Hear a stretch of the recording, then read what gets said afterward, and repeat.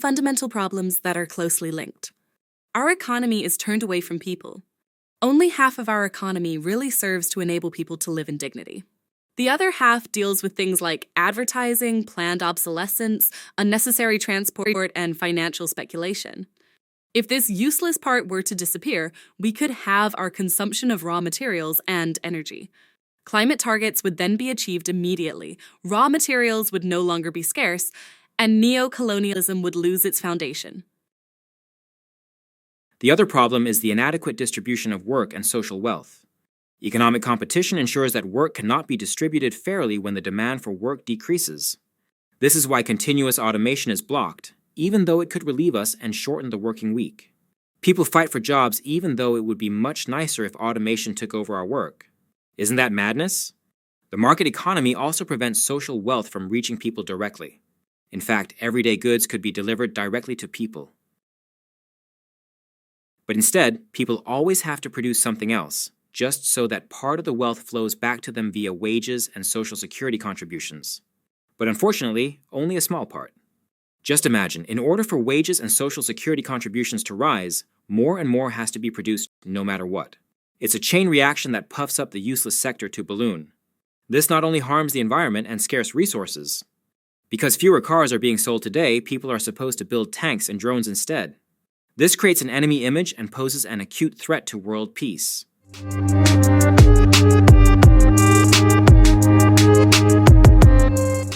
Yet this system of money market competition has only been around for about 10,000 years, a tiny, almost negligible part of human history. Until then, supply was based on people's real needs. Then, money and the market came into play, bringing us to today's high level of science and technology. But today, energy and resource consumption are exploding.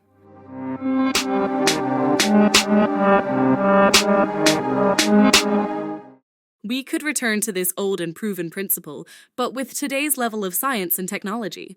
This would enable all people to live in dignity without deprivation. However, it is not possible to artificially reset the global economy with its financial system to this original system. The economic system is too powerful and too independent for that. The key, therefore, is to dissolve the market and competition. The market and competition are based on money. If money disappears, these destructive forces also lose their power. Money is really only needed to offset production costs. If there are no costs in the economy, there is no need for money. If everyone worked voluntarily, we could produce everything that is needed just as we do now, but at no cost. Everything would then be freely available, so no one would need a wage. How can goods be distributed without money? Without competition and the pressure to grow, consumption automatically decreases. Leisure becomes more important than consumption. Artificial intelligence and global networking can easily coordinate distribution. What motivates people to work? We know that voluntary help is a greater motivation than money. The joy of giving is also motivating. People can freely develop their own talents because there is no longer any compulsion to work for a living. Automation and the distribution of work drastically reduce the working week. This means that there is no longer any need for wage motivation.